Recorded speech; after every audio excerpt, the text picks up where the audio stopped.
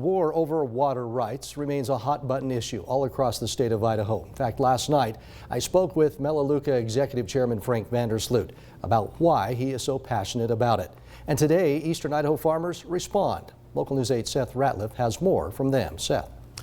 Todd, I spent the day reaching out to farmers who followed our recent coverage of the water curtailment, and that search led me to Jake Stander, who saw our interview with Mr. Vandersloot last night. We spoke to him as he fixed his irrigation system. I agree with Frank a lot as far as the negotiating tables are very skewed, really on a favor. True leaders will not try to keep managing a broken system. True leaders will step in and fix a broken system, and we are dealing with a broken system right now. The curtailment was the result of claims of a water shortfall for Twin Falls farmers and senior water right holders. Maintaining and replenishing the Snake Plain Aquifer also plays a role. But since 2005, the number of calls for water from the eastern side of the state has risen drastically.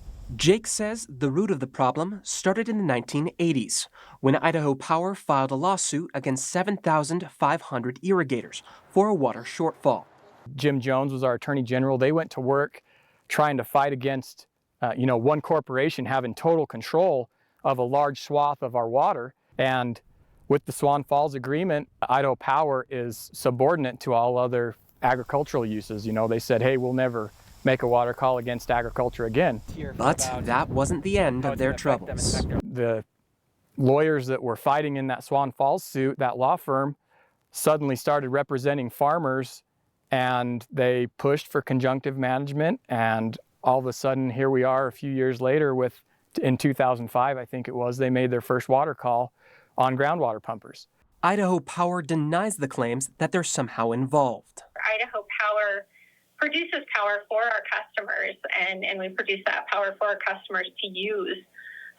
So when the company, when our customers are healthy and are using that energy, then the company is healthy. And so it does not benefit the company to have a portion of our customer base not using our product. And then from a water supply perspective, if that water is not pumped from the aquifer, the benefits as far as hydropower would be very difficult to prove up.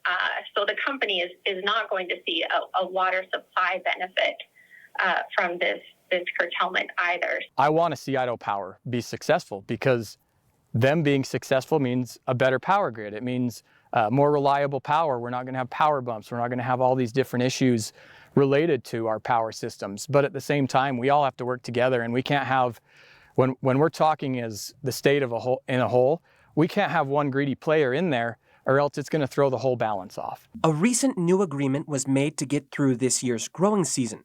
But farmers from both sides of the state are set to negotiate a more permanent solution to the water shortfall. Jake believes talking farmer to farmer can lead to a positive outcome. But if that fails, he already has ideas for a legislative solution. I honestly think if anyone making a water call was subject to an efficiency audit, it'll benefit everyone in the state, not just here in the Snake Basin, but throughout the entire state of Idaho that is ever subject to a water call. It protects everybody and everyone's interest. Jake isn't the only one on this side of the state who believes Idaho Power has played a role in the water curtailment. Both Frank Vandersloot and Brian Murdoch, an Idaho farmer who we've spoken to, who was also interviewed on Fox Finance, have mentioned the company. For their part, the power company has said they were represented by a team of internal lawyers in the 1985 lawsuit who have since retired.